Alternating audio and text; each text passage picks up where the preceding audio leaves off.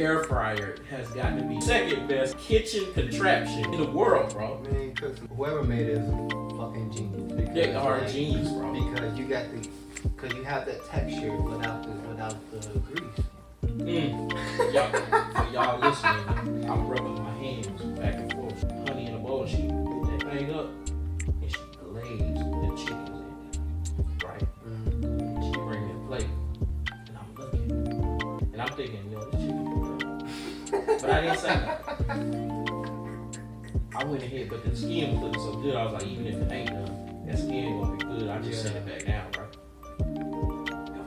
Open up. I busted the thigh open. Bro, I'm looking, I was like, ooh, steam coming up. I ate that thing, put it to my lips. Oh, bro. Yo, she killed it.